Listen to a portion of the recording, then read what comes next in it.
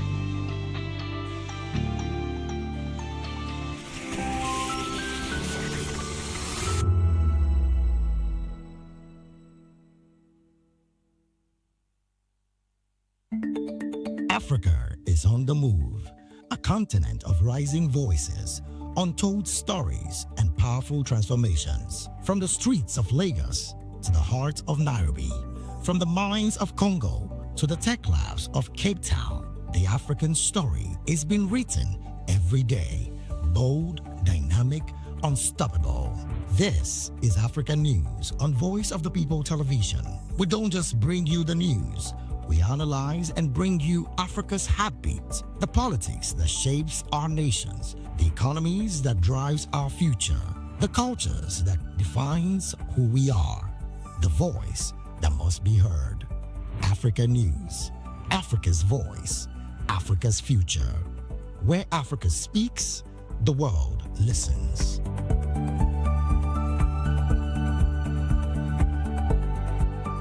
From the views on the street, we go to bed empty hunger, to the blaring horns of a hustling city, the loudest voices of the common man got a medium to be heard. This particular administration, they were coming unprepared. It's not a bad thing to renovate the president's lodge. Through top-notch programming, unbiased reportage of news, sports, business, entertainment, and cultural documentaries, Voice of the People 90.3 FM became a symbol for 21st century media. And now, a new baby is born. Voice of the People Television, VOP TV, youthful, full of vigor and penchant for excellence in the continent's media space, exposing the wrongs, applauding the rights, dissecting the news without fear or favor, through factual and accurate stories and contents. Corruption kills three things that makes a society.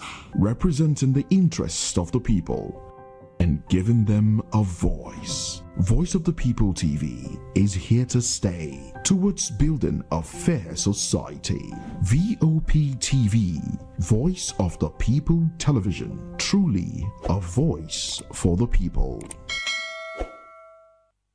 Voice of the People, you can hear me now. My name is Patrick Doyle, and I wish that you continue to echo the voices of the people. Big up VOP TV.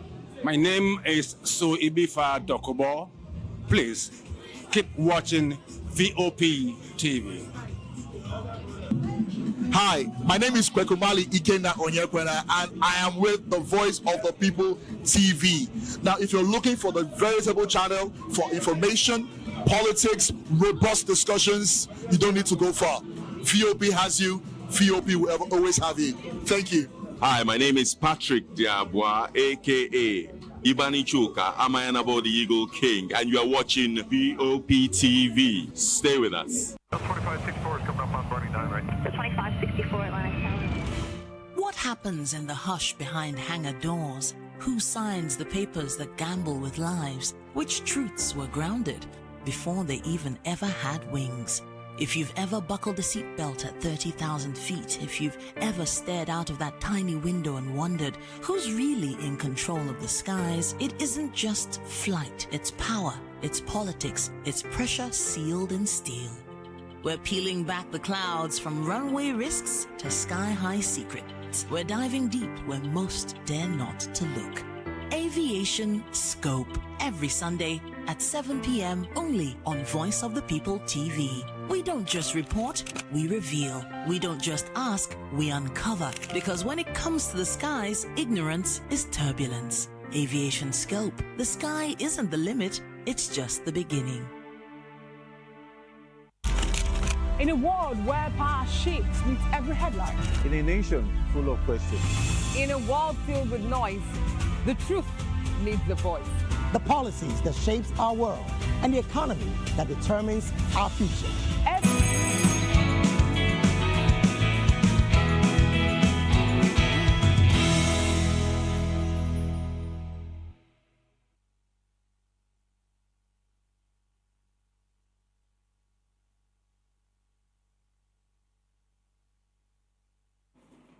Hello there, welcome back and thanks for staying with us. And if you are just joining us, this is VOP this morning. Now let's get into our first major topic of discussion. Former Labour Party presidential candidate Peter Obi has launched a scathing attack on President Bola Tinubu's administration alleging that the government is running a crafty and fraudulent fiscal policy that has worsened Nigeria's economic woes. While speaking at a public forum, Obi ridiculed the government's budgetary process, asking rhetorically whether the country is operating on the 2023, 2024, 2025, or 2026 budget, a jab that has since gone viral online.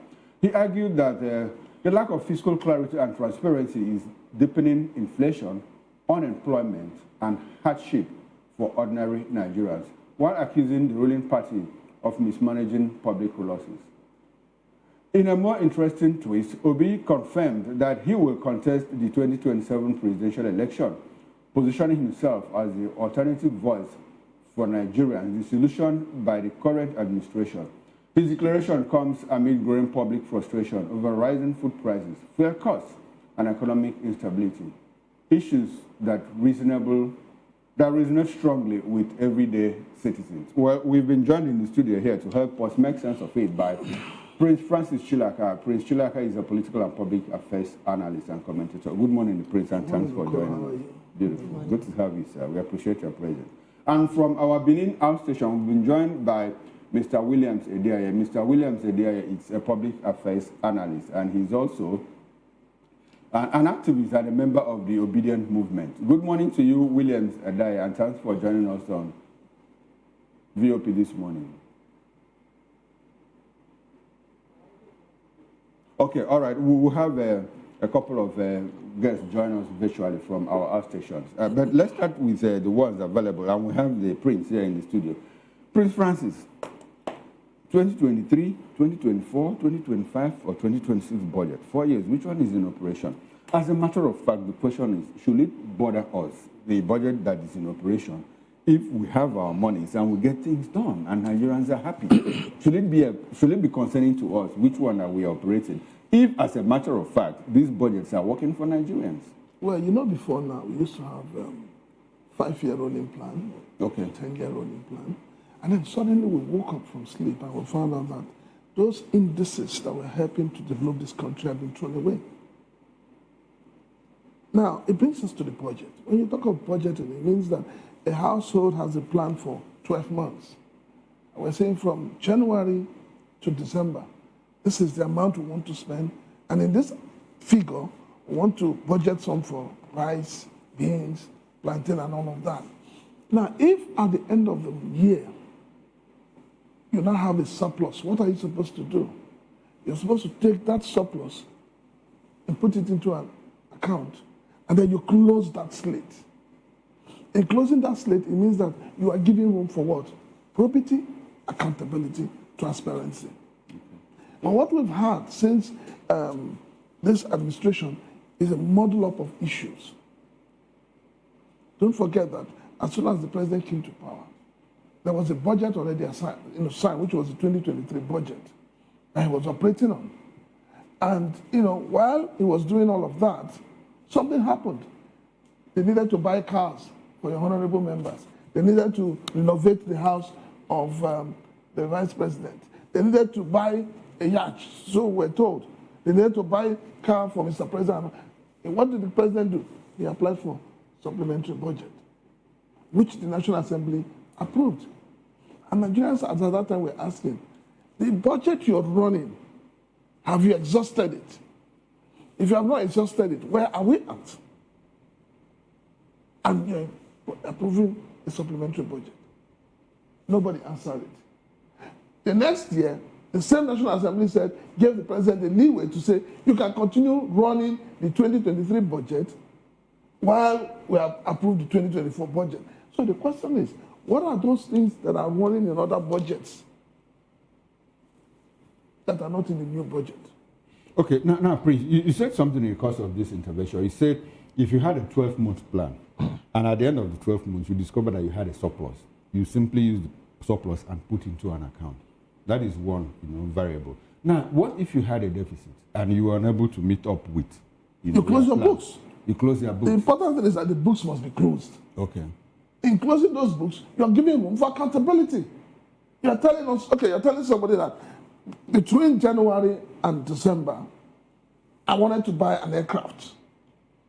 But at the end of December, I didn't have enough money to buy that aircraft. What do? You move that deficit and it be captured in the new budget. But you need to close the books.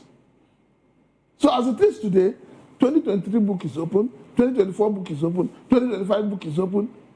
We're going into 2026.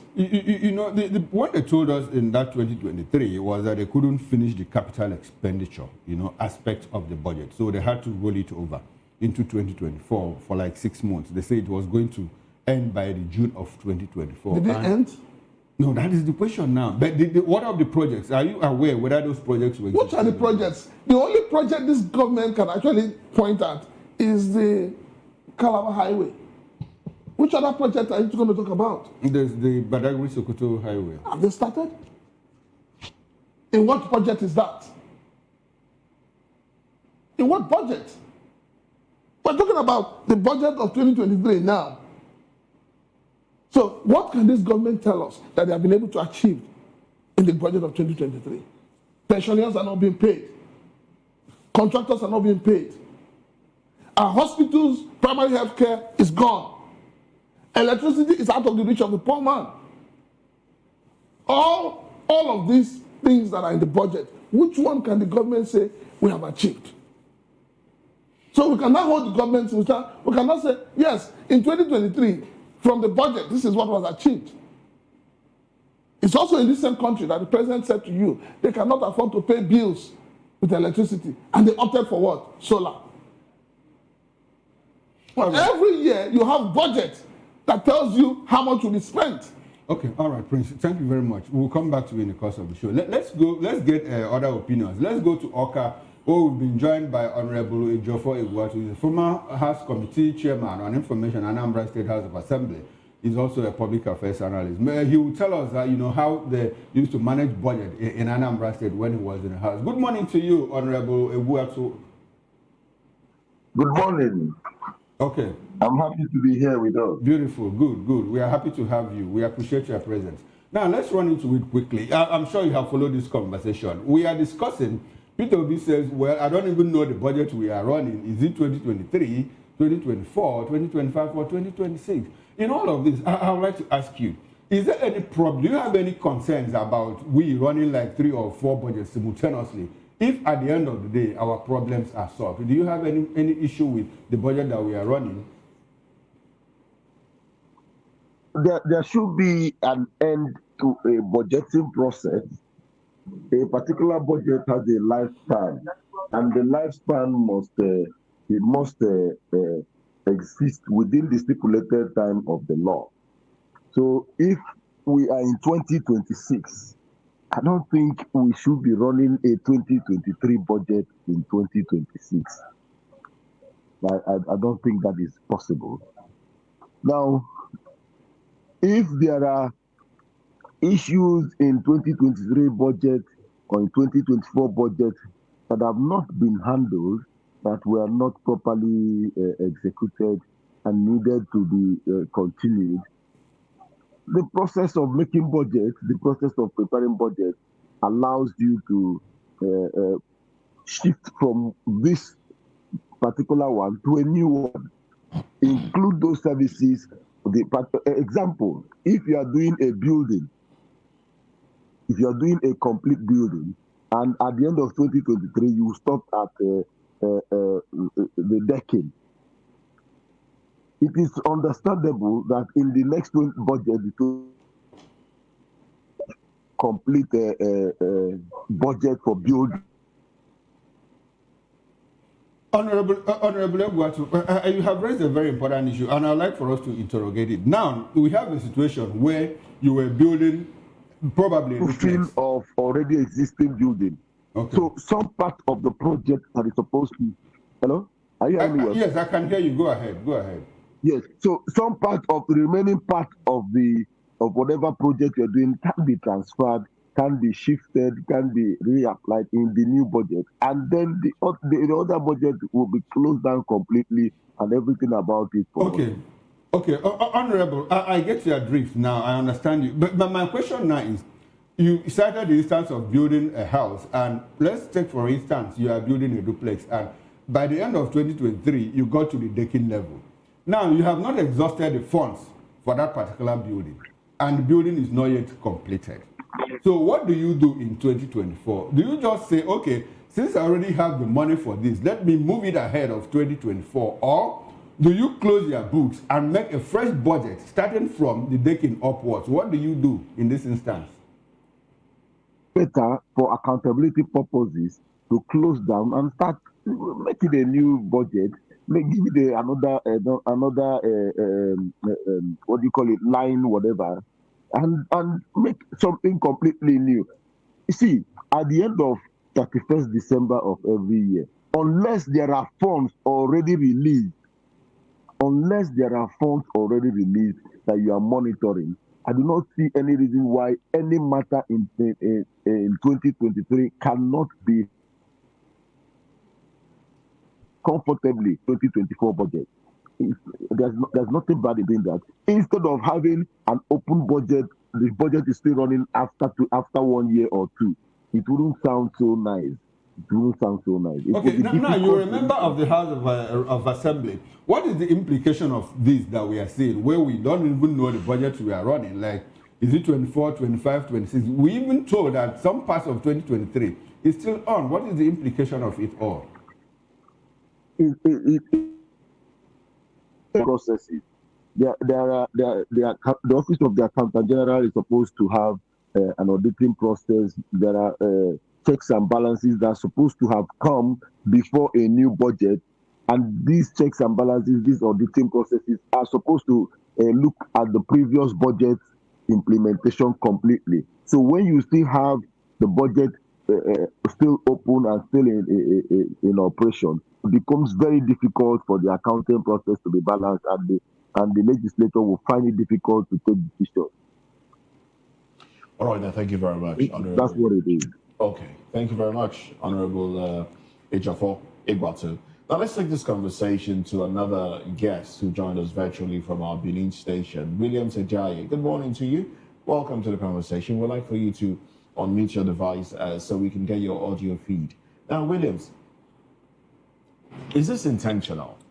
Because some people are saying it looks intentional that this administration is running budgets concurrently, different budgets, supplementary budgets, and the rest concurrently, as a way of making it difficult, for people to ascertain its expenditure.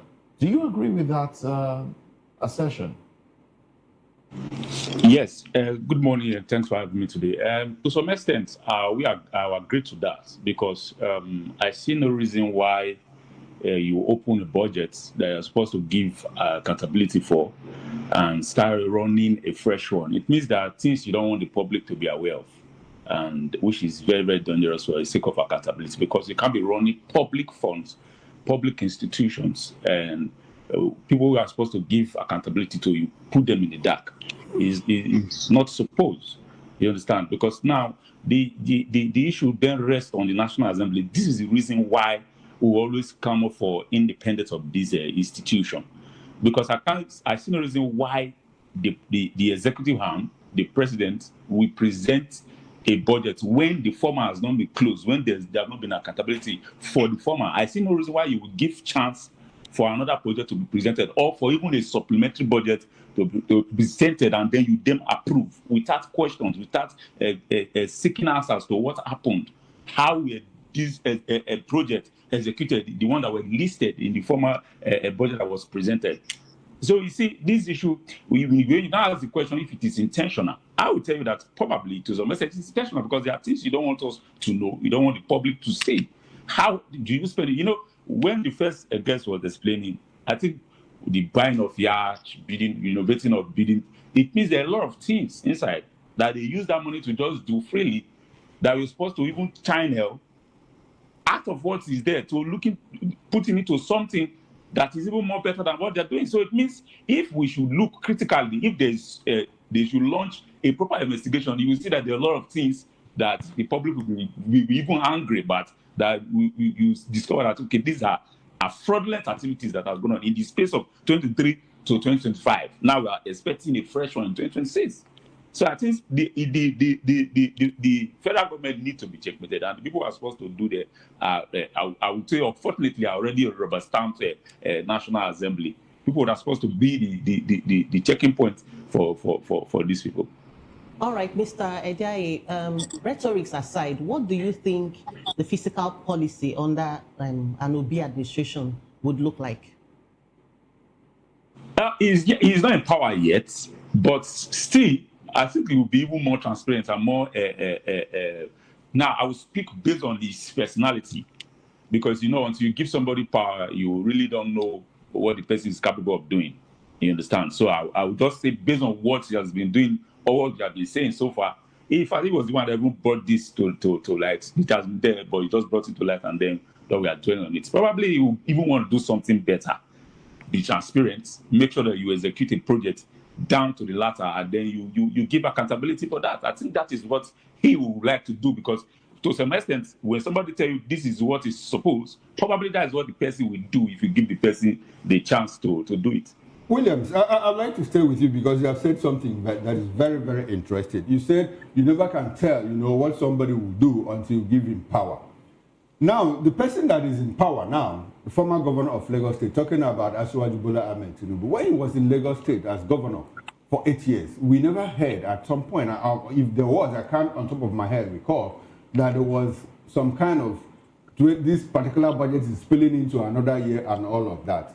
And recall that in his tenure too, the federal government seized the allocation for the state for like 3 years or so, and he was able to run Lagos State.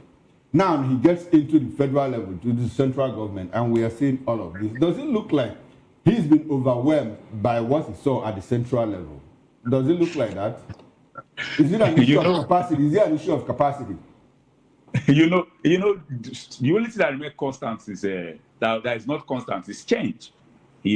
So probably along the line, something must have happened, because if for 3 years they seized your budgetary allocation and then you were able to run the state and then there were no issues, I see no reason why you be in a place where you have even more opportunity to prove yourself and character in order, and then you are not lacking there. It means there's something wrong. Probably along the line there was some changes, and then a change of character or principle or policies. So because we'll take it or leave it. Each individuals, they have their own policies, they have their own economic style. If you look at it.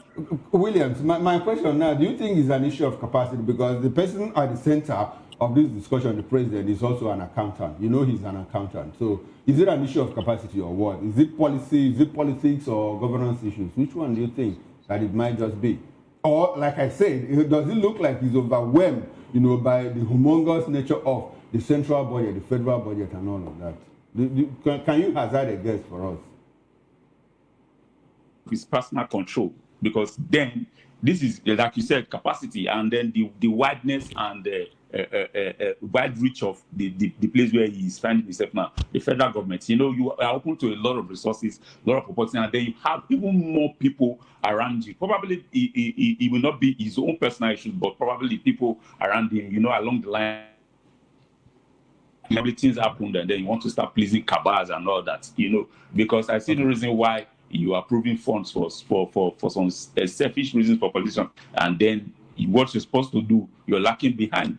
So I think probably it's not an issue of if you can handle a state where there was no allocation for 3 years, at least there's no reason why you cannot handle. Well, a lot of people will disagree with you, William Ejaye. Some would say a state cannot be compared to a nation, and then also the argument as to taxation in the state at the time he was the governor is something that a lot of people feel upset with, and then bringing that to the national level might not really be a good thing according to some people. But thank you very much for your thoughts there. Let me bring this back to Prince Francis Chilaka. Now, let's expatiate a little bit. Let's talk about the impact of these supplementary budgets and concurrent budgets running on the private sector. And I say this in the light of the fact that the government has continuously told Nigerians that it's seeking foreign direct investment.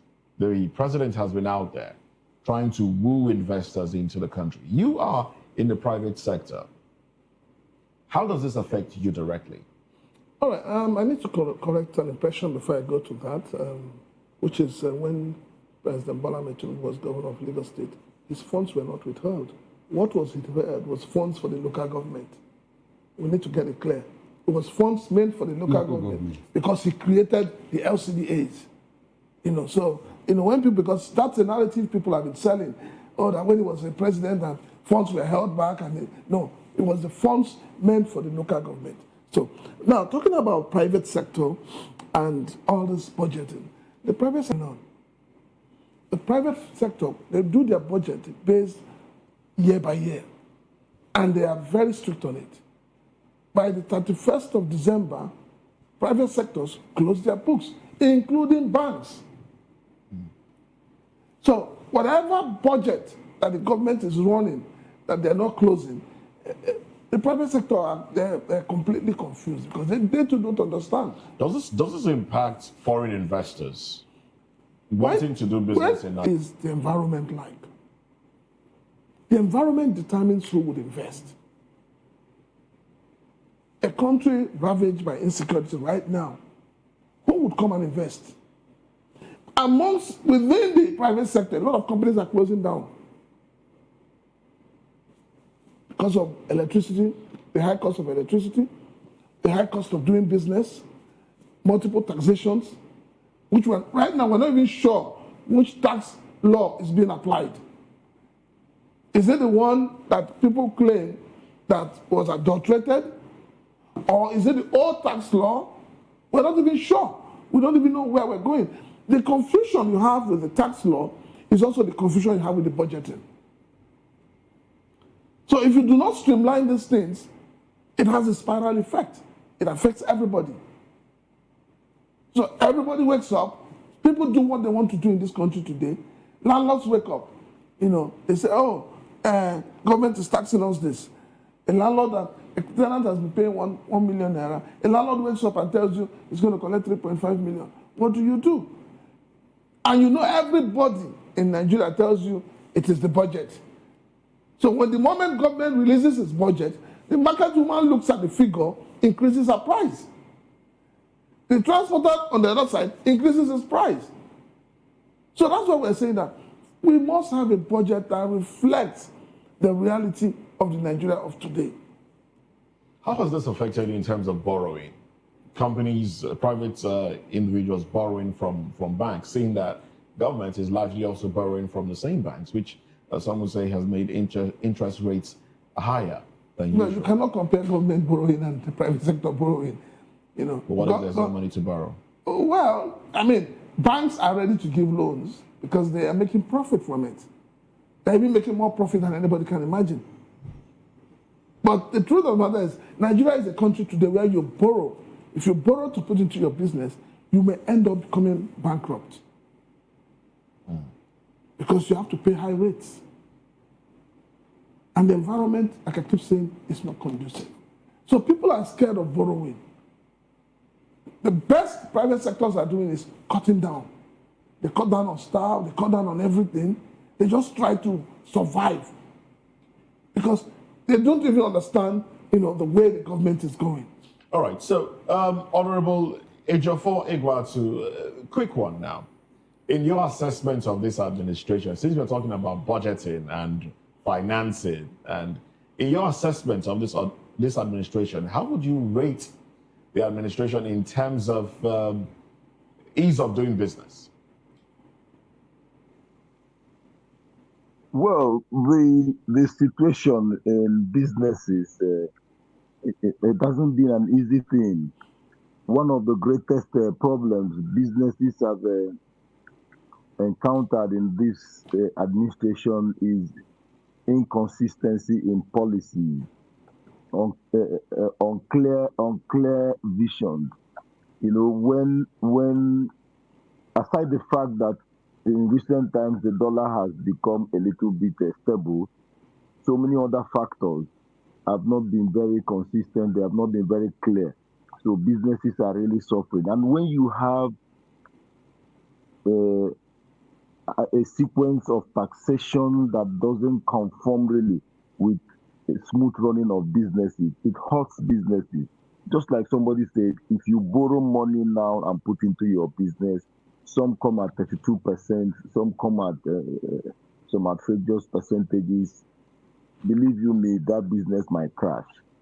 So it's really been very difficult. So I wouldn't rate the administration high on that.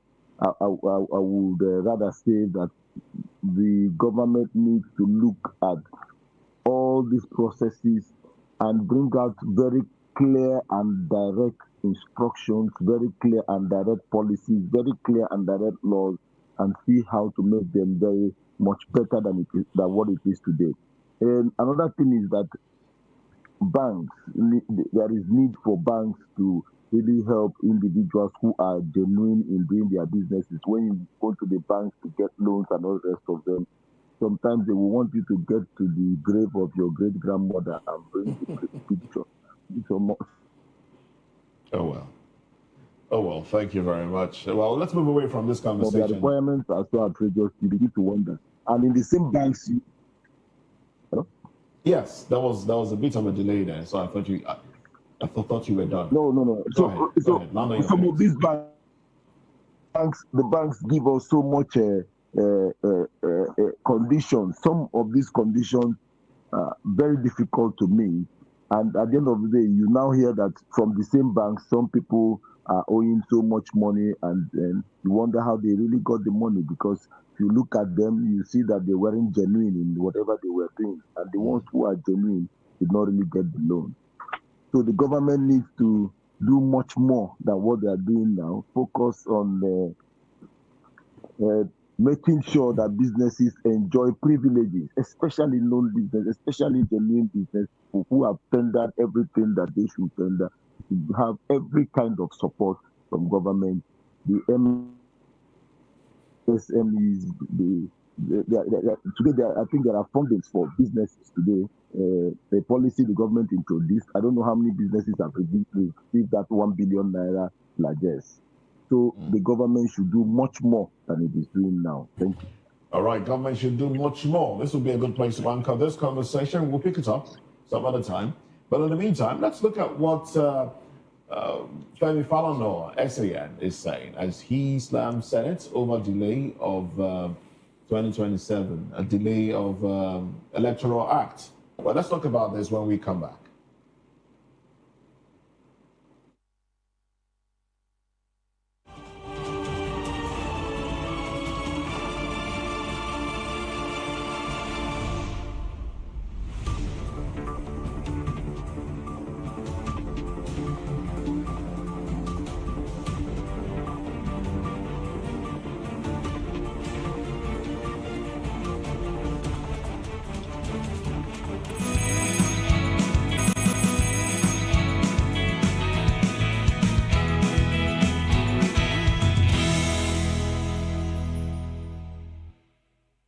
From the views on the street, we go to bed empty hunger, to the blaring horns of a hustling city, the loudest voices of the common man got a medium to be heard. This particular administration, they were coming unprepared. It's not a bad thing to renovate the president's lodge. Through top-notch programming, unbiased reportage of news, sports, business, entertainment, and cultural documentaries, Voice of the People 90.3 FM became a symbol for 21st century media. And now, a new baby is born. Voice of the People Television, VOP TV, youthful, full of vigor and penchant for excellence in the continent's media space, exposing the wrongs, applauding the rights, dissecting the news without fear or favor, through factual and accurate stories and contents. Corruption kills three things that makes a society. Representing the interests of the people and giving them a voice. Voice of the People TV is here to stay towards building a fair society. VOP TV, Voice of the People Television, truly a voice for the people.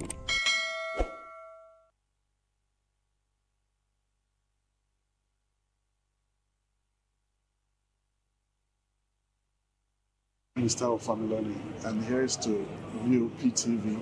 Keep watching, stay tuned, do not touch that dial. My name is Made Kuti, and you're watching VOP TV. Keep watching. Welcome, my name is Zika Davis. Distinguished ladies and gentlemen, boys, viewers, everybody, boys and girls.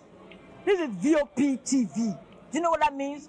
Voice of the People TV. You don't have a voice, don't come here. You better make sure your voice is heard. Are you ready for the extraordinary? Something big is happening on your screen. Introducing VOP TV.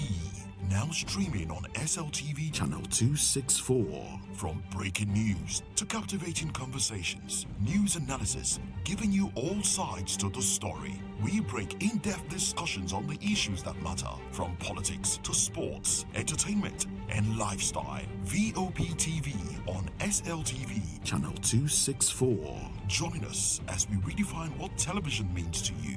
Voice of the People Television, VOP TV. Now you have more than a voice.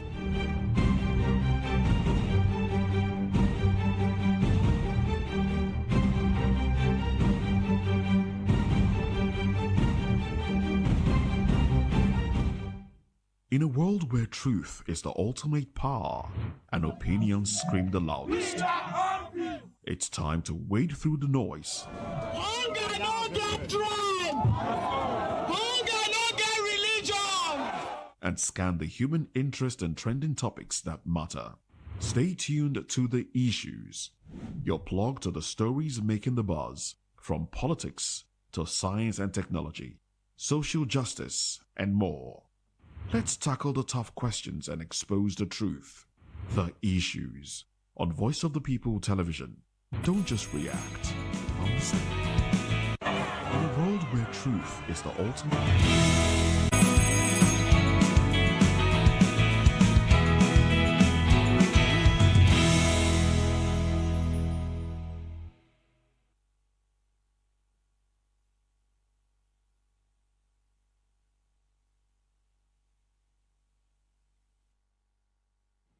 You're still watching VOP this morning, and let's move on to other topics. Nigeria's Senate has commenced consideration of the Electoral Act repeal bill with a committee set up already. But the process has already drawn sharp criticism from legal luminary Femi Falana and opposition parties who accuse lawmakers of deliberately stalling reforms ahead of the 2027 general elections. Falana insists that retaining the status quo undermines democratic progress, warning that an electoral act without enforcement mechanism is meaningless. Seemingly, the ADC has accused the National Assembly of playing politics with electoral reforms, alleging that delays are calculated to benefit entrenched interests rather than ordinary Nigerians who delay elections. The situation has ignited public debates, with many citizens frustrated that despite repeated promises of reform, the same loopholes that plagued past elections remain unresolved. Critics argue that the Senate's slow pace reflects a lack of political will, while supporters claim lawmakers are carefully weighing the implications of sweeping changes. Prince Chilaka, let me have your take on this. What do you think? Because I think the elections are just barely 14 months ago, and these issues keep coming up, year in, year out. Do you think anything magical can happen before the elections next year? Okay, let's ask ourselves what happened in 2023, and why are we asking for an amendment? Why are we so entrenched in that we want some amendments? And then I ask again, if you are a thief and you are put in a committee to make a law to catch a thief, will you support that committee? Will you support the outcome of whatever that committee wants to do? So the problem we have is not that the National Assembly, they are worried about change. No, they're not worried about change. What they're worried about is the fact that any law they put forward, a lot of them will not go back to the National Assembly. So this whole foot dragging and everything is merely to protect their own interests. It's not about the interests of the generality of the Nigerians.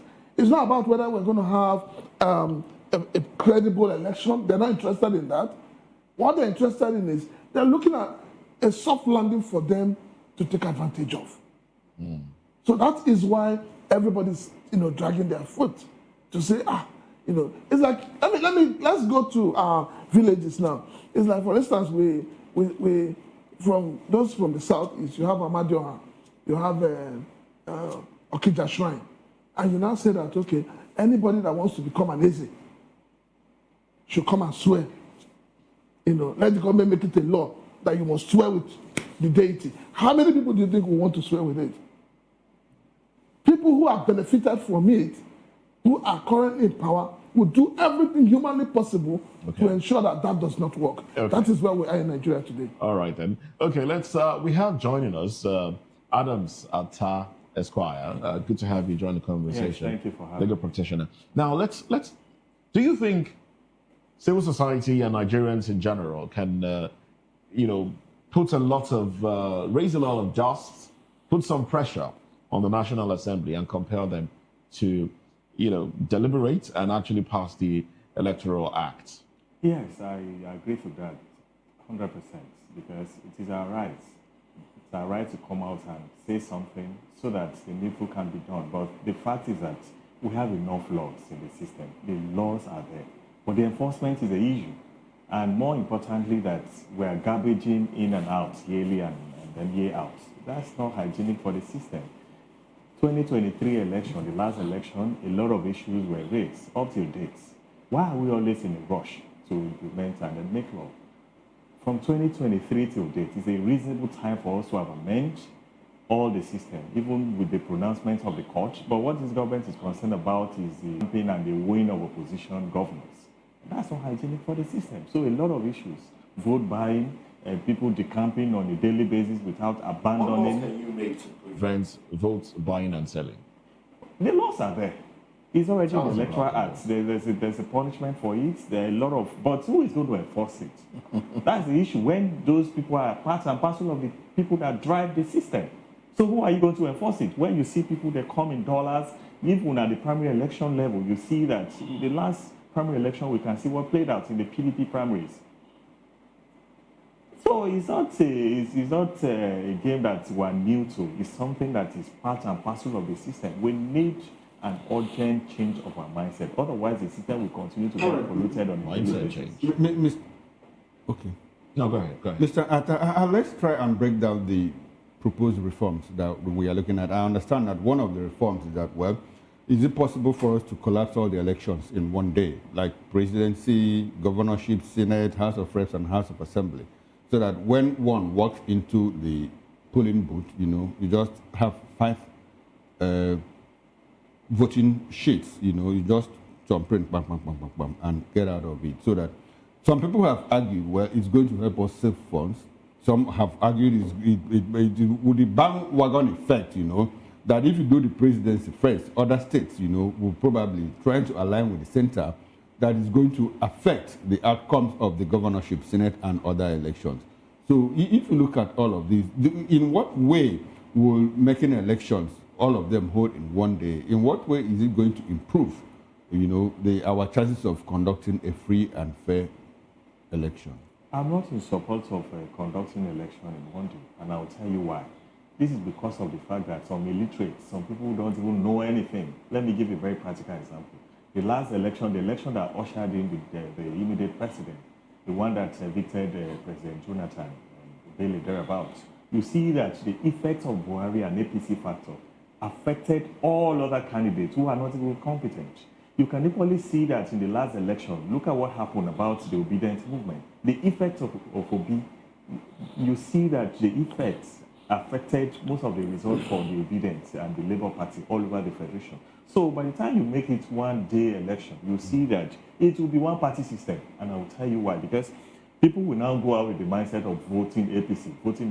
But if they have seen, they have a reasonable time within the first 7 or 2 weeks thereabouts after the first election, subsequently the next election, which may be the presidential or something. I think your position is contrary. If the bandwagon effect comes when we have the presidency first and every other person follows. That's what some people are advocating for. Okay. But I'm not in support.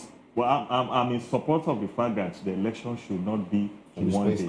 Yeah, it should be spaced out. Yes. So what are we going to achieve with that? Because apparently it will give room for people to have, what is it called? I just give a practical example. It is this person that actually drives the bandwagon effect, because if you conduct the presidency and we have an APC leader emerge, likely chances are that every other person will vote for APC. Rather than speaking on the spacing or the 1G election, we should advocate for good electoral system. Because we have enough law, the laws are there. It is the enforcement that is the issue. We have even a punishment that that is there to deter vote buying. But our politicians, like the fellow guest here said, our politicians are part and parcel of the system, and they are benefiting from the system. So they will not allow it to work. A lot of laws are there, as we are speaking to, but the enforcement is the issue. And even the judiciary is not equally helping the matters, because they are giving series of interpretation to our laws, and that's what is affecting the system as we are speaking right now. All right, then, thank you very much. Let's take this virtually now. Honorable Ejiofor Egwatu, let me come to you. I mean, you've been in government. This bandwagon effect, that the analyst here, Adam Zata, has pointed to, could it be in the favor of the people, really? Because if the people feel this is the person that we like, and then they vote for every other person that is aligned with that person, isn't that in the favor of the people? Anyway, tell us what you think about elections being held in one day, both presidential and governorship elections being held in one day. Do you think it will make a difference? Because some people will say that in 2023, if both presidential and governorship elections had been held in one day, there probably wouldn't have been an avenue for some people to, rig the elections, because the force with which people came out on the first election, which was the presidential election, would have just been, smooth sailing for whoever, might have emerged. For me, holding all the elections.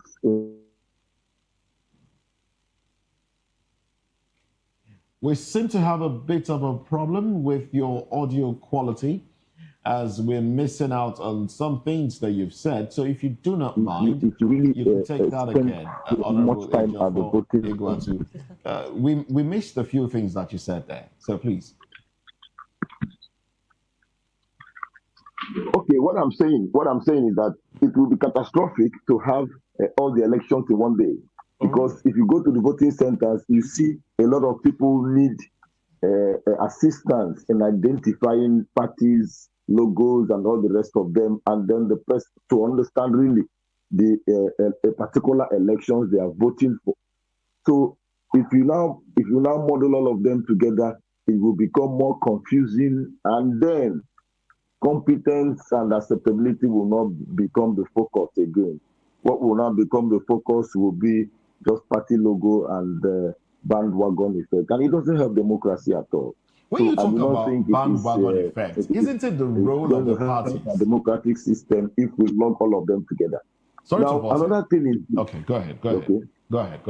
Another fact is that you see, people are supposed to be voted for based on their personal competence, because we have seen that really political parties do not, to a very large extent, determine how much a person who is elected into office operates.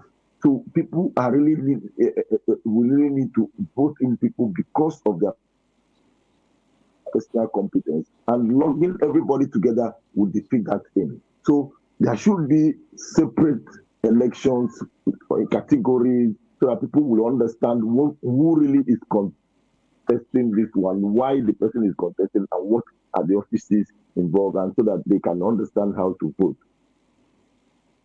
All right, then, thank you very much, Honorable Ejiofor Egwatu. Williams and Diaye, let me come to you. Do you share the same thoughts? I mean, that's one of the things that we're talking about in the Electoral Act, and that has raised a lot of debate. That's why we're zeroing in on it. Your thoughts on that one?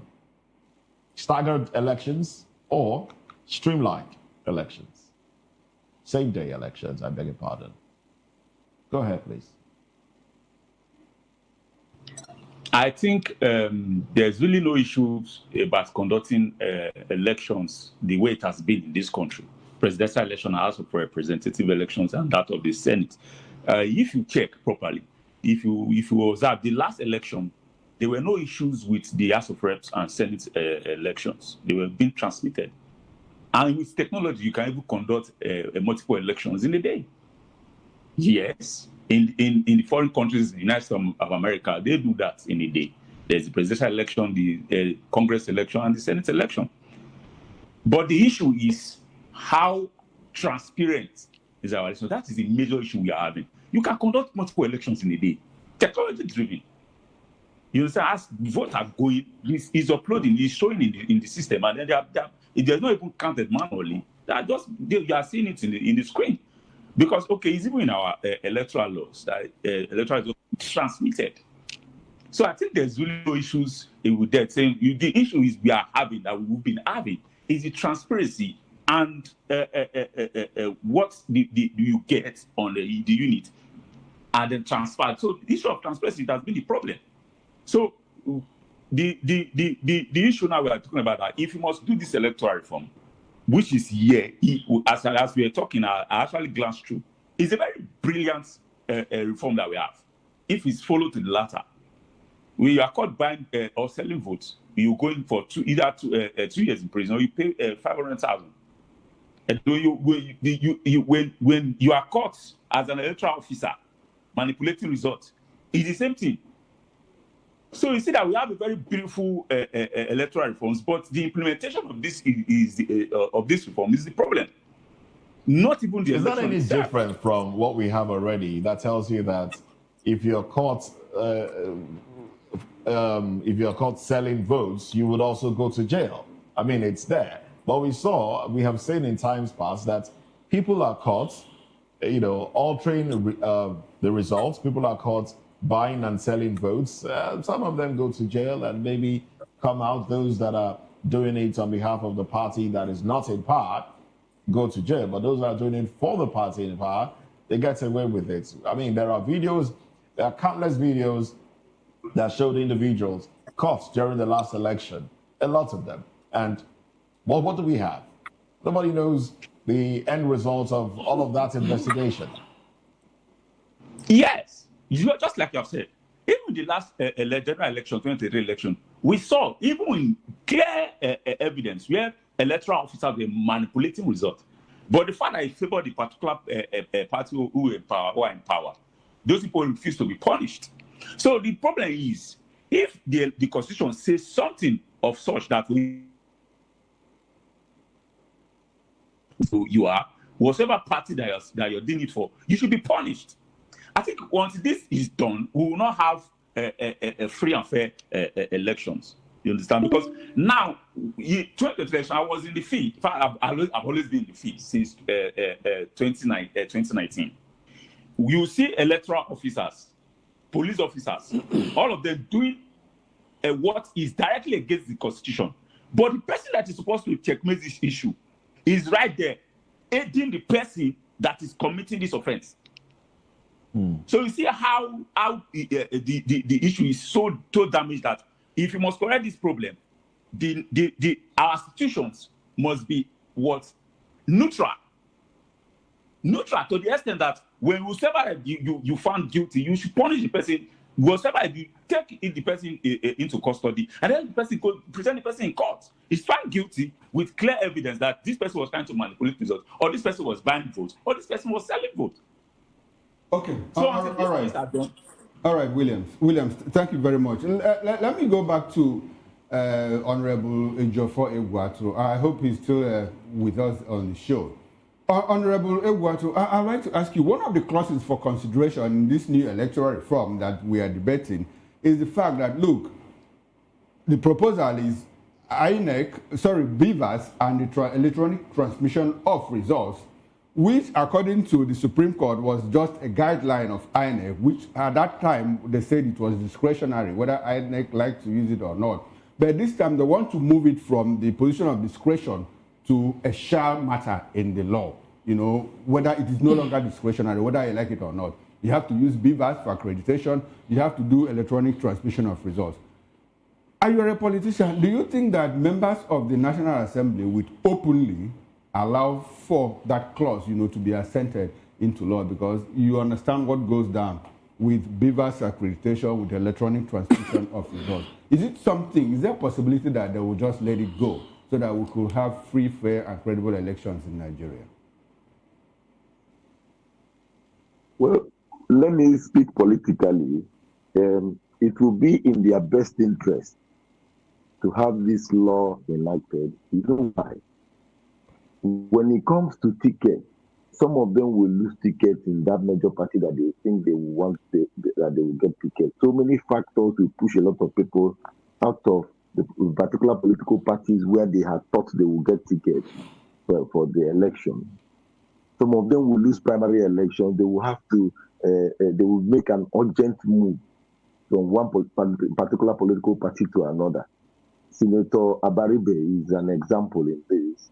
In the last election, he changed the party and he got the ticket of another party. And so, if you are making laws and considering your way in this present political party, and you make this kind of flimsy laws, when the chips are down, definitely it will affect you. All right. But if there is a law that states that BVAS must be and transmission of results should be part of the legal processes, it saves everybody. So wherever you are, the only thing you need to do is to get the people to support you, get the people to vote for you. It works for everybody. All right, then. Anything can happen during the elections. Anybody can lose tickets. Anybody can lose party. Anybody can lose consideration. And so it's better to have a law that fits everybody. Thank you. All right, then. Thank you very much, Honorable Ejiofor Egwatu. Prince Francis Chilaka, the issue of NIN, usage of your NIN to cast votes as against waiting for, as against being restricted to the voter's card. Do you think that's something that will fly at the end of the day? I think we have too many identification items on us. Too many. No, for the purpose of electioneering. No, we have too many. We must decide what we want. We must decide. I think that the name is even something that everybody now has. It suffices. Okay. So for me, it is a welcome development. Two, you've been talking about having elections in one day. I know you were going to say yes. We're going to read let me tell you the truth. Right. I think if we want to get it right, I was actively involved in 2023 elections. And I saw, that it was seamless. The problem we have is knowing which election comes first. I think it is time we do the presidential election last. Okay. Because the problem we have, the rigging, this guy snatch it, grab it and run, is the presidential. So let us have the presidential election last. Then you will know that we're moving forward. But when you have the presidential election first, it affects everything. Because everybody wants to align with where the presidency is coming from. Is it party A? Is it party B? Is it party C? But I believe that we can do our election in one day. Okay. We can do it in one day peacefully. We don't even need policemen. We don't need soldiers. The argument some people have put forward is the bandwagon effect. Yes, see, the bandwagon effect is because you do the presidency first.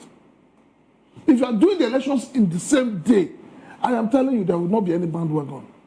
Because if I'm going to vote, for instance, I have already, the moment I'm leaving my house, I know who I'm going to vote for presidency. I know who I'm going to vote for a governorship. I know who I'm going to vote for House of Rep. I know who I'm going to vote as a senator. Well, that's you because you're educated. A lot of people don't know. That is where National Orientation Agency has failed Nigerians. Is it not? As of now. Is it NOA or the political parties themselves? No. Forget the political parties. As of now, the National Orientation Agency is supposed to be everywhere, educating Nigerians on their rights to vote, on what they should expect. But you just have an office that is moribund. At the end of the day, people are paying salaries and nobody questions it. So for me, I am in support of having elections in one day, and we end it. So that as you're voting, you're not sure who's going to be president. There will not be any bandwagon. But if you do the presidency first, that is where the problem comes from. But Prince Chilaka, even if the elections are spaced, and like you said, the presidency should be done last, don't you think that gives them ample time to, drum up support and do all of those rigging? No. If you space it out and you do the presidency last, I'm telling you, the ball will not be the same. Okay. It will never be the same. How so? Because if you do the first ones, nobody will tell you the direction where the presidency will come from. It becomes an all-comers event. All right, then. Thank you very much. Adam Tata, let's get your concluding thoughts on this one. Yes, I want to minutes. say that the government needs to speed up the process of what is called the amendments, because time is of essence. Okay. Election is early next year. People need to put their house in order, and that is part and parcel of what the opposition party are saying. You don't just come and then let us in their system. What all these years, since 2023 till date, why is it that we are still talking about amendments when we have experienced series of court pronouncements? Is enough guide to guide INEC, to guide the National Assembly to see, oh, this is what the court is saying in respect of this particular situation. This is what the people are saying, and this is what is obtainable. So it's not just enough for them to have this impression that is for life. We're running out of time. I would have loved to put a question out there, but because of time. But I'll still, put this out there for our viewers to tinker with. What happens when one person is arrested for election malpractice, for votes buying, altering results and the rest, and then the perpetrator goes to jail, but the person that benefits from it is having a field day? What then should happen? Anyway, think about that question you asked. Take time. They will just carry you. The law is there. Aiding and abetting, conspiracy and others. Okay, all right. The both parties should suffer it. That's what the law is. But in Nigeria, only one party suffers. No, the perpetrator didn't say this is the person that asked me to do. No, that is you. Most of the time, they confess, but getting to get the person arrested is the problem. Is the problem. All right then. Oh well, let's move away from those conversations. Let's go into other conversations now. Tinubu's reforms yielding results amidst insecurity and poverty. Former Zamfara State Governor Abdulaziz Yari makes the statement. Let's talk about this when we come back from this break.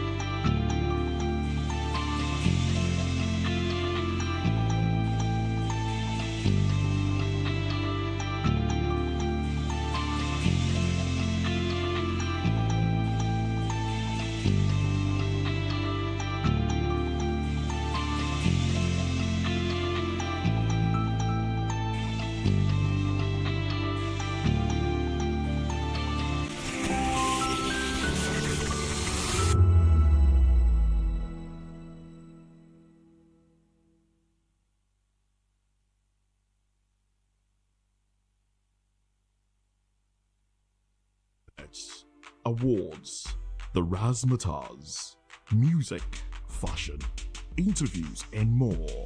Spotlight on Voice of the People Television. Let's feed you with all the juicy stories in the global entertainment space, bringing you the glitz and glamour as it is hot. Stay tuned to Spotlight, 1 p.m. Monday to Friday. Spotlight on VOP TV. Entertainment like never before.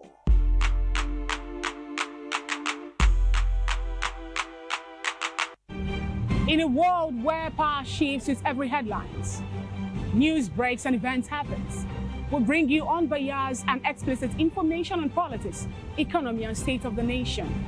We break down the chaos. Facts, not fluff. Truth, not speed. We discuss not just politics, but a glimpse into the future. Voice of the People Television. Now you have more than a voice.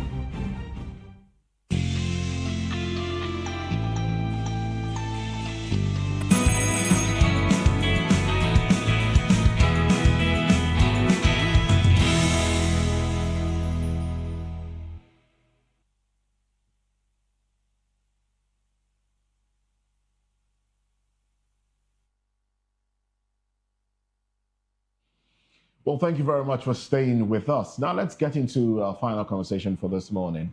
Nigeria's economic reforms under President Bola Tinubu have been hailed by some leaders, including former Zamfara State Governor Abdulaziz Yari, as a potential model for Africa, citing renewed focus on youth investment, infrastructure, and agricultural mechanization. But Tinubu himself has stressed that no nation can thrive without empowering its young population, positioning his administration's policies as a blueprint for continental growth. However, despite these lofty ambitions, cracks are showing within the ruling All Progressive Congress APC, with party chieftains warning that something somewhere is undermining the smooth running of government. Something somewhere, they say, fueling internal divisions and raising doubts about the sustainability of reforms. But at the same time, in the same vein, Nigeria's economy faces what some would say is a paradox. While the government touts progress, reports indicate the country has slipped to become the fourth largest economy in Africa, trailing behind South Africa, Egypt, and Algeria. While ordinary Nigerians grappling with inflation, unemployment, and increased food prices, question whether the touted reforms are translating into real relief. Oh well. We do have joining us Mr. Elvis Elimehele. He joins the conversation. Good morning to you. Good to have you. Moses. Yes, and we still have Prince Francis Chilaka, and virtually we have Honorable Ejiofor Iguatu and Williams Ejiaye. Gentlemen, thank you very much. We have a limited time for this conversation, so I'm just let me start off with you, Mr. Elimehele. You know, the policies of the government yielding results. And some would argue that it's not translating to food on our table, in as much as the price of grains, rice in particular, which this administration has been very interested in, seem to have come down relatively lower than it was in 2024, you know, but maybe not as low as it was in 2022. But what are your thoughts on this administration's efforts yielding results? Well, it depends on who is actually giving us this report, Moses, because sometimes when I see report from Nigeria Bureau of Statistics, I get frightened. And again, when I see from APC people, the same frightened comes to me, because if you're actually saying Nigeria economy is getting better, from which angle? Because once they quote figures on macroeconomy and nobody is talking about the microeconomy, there's problem. They keep telling us now inflation is now 15-point-something%, you know, because they rebased it. Nobody is telling us whether that those figures they are quoting actually reflect on in Nigerian homes. You will agree with me now that even this U-tide that just passed, you know how much the transport fare, let's start from there, was from all over Nigeria. If you are traveling from one place to another, it never came down. It became worse. Okay, they will tell you, okay, rice has come down because they just believe that everybody in Nigeria is only rice. The biggest staple food in this nation is rice. So rice has come down because it was 120 before, and it's now like 70 or thereabouts. But they've forgotten that bringing it down now is not because this rice was produced in Nigeria. Here, it's not from our local farmer. They are imported.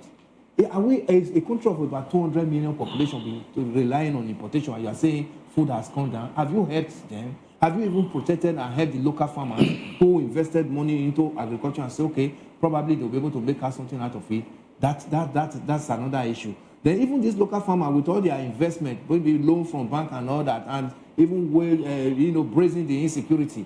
At the end of the day, the importation now has come to pay their market. They don't have any market any longer. And this government does not have that policy in place that say, okay, we are as like an off-taker. Say, okay, we are buying these things and keeping our respective silos so that the farmer will still make gains. And when the price, we are not in harvest season, we can now open our silos and begin to give to Nigerians at a subsidized price. We don't have such. We have 774 local governments in this nation. What stop is that this nation don't have at least a functional silo in all these local governments in this nation. At least we can keep these things. When the price, non-harvest season, we can ask, okay, the Nigerians must not face this high cost of food stuff. We don't have such. But unfortunately, we keep hearing that, food has come down. If you go to the market and buy rice, have you thought of other ingredients that follows it? Have you thought of it? You don't bring rice and cook and just start eating rice like that.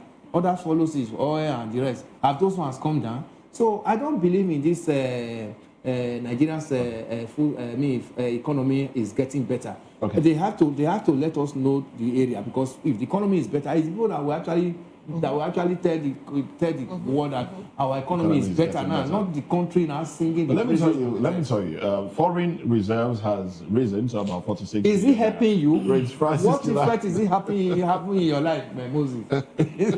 They quote those macroeconomic figures, but the micro that affects you and I is not affecting us. Well, we'd like you to stay with us into newspaper review, so you get more time to express yourself. Prince Francis Chilaka. Foreign reserves risen highest in a long time. Moses, $46 billion.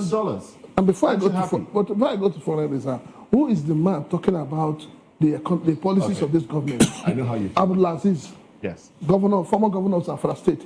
What is his legacy in Zamfara State? Let him come out and tell us one thing he did as legacy that he left behind for people of Zamfara State. What we have today in this country are men and women that have no honor and integrity.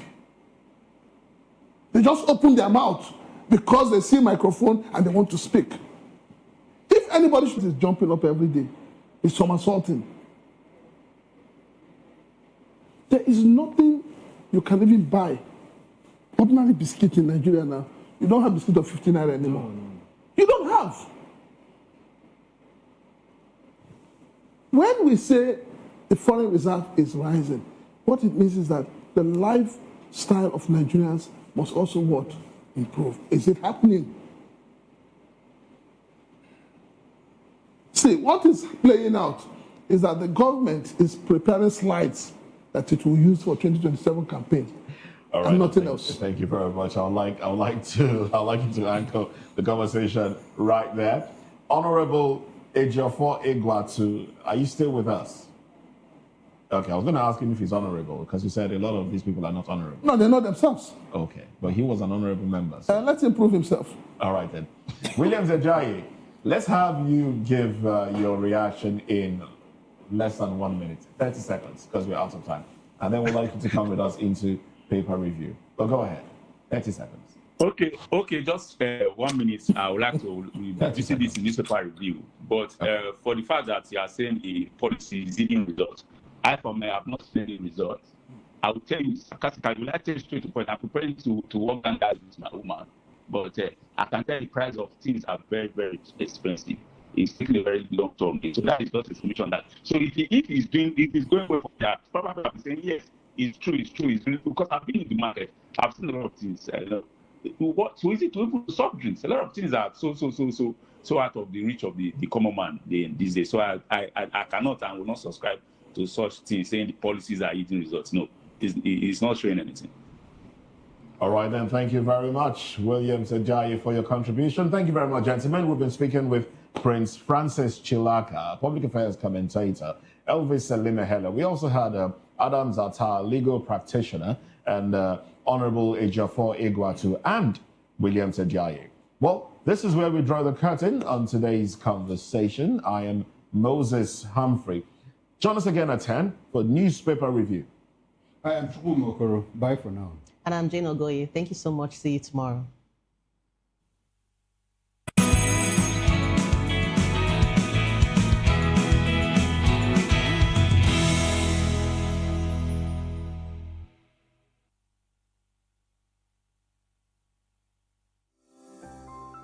VOP TV.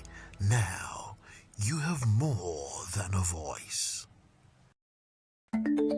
Africa is on the move, a continent of rising voices, untold stories, and powerful transformations. From the streets of Lagos to the heart of Nairobi, from the mines of Congo to the tech labs of Cape Town, the African story is being written every day.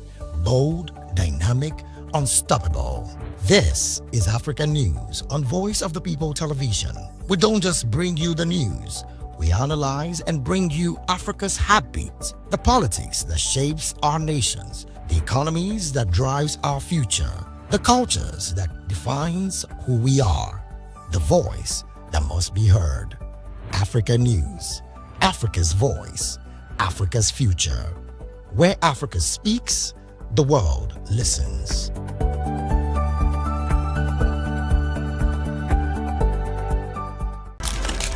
In a world where power shifts with every headline. In a nation full of questions. In a world filled with noise, the truth needs a voice. The policies that shapes our world and the economy that determines our future. Every hour, every day, the grapevine keeps buzzing. And together, we are committed to telling the stories that shape our world, because your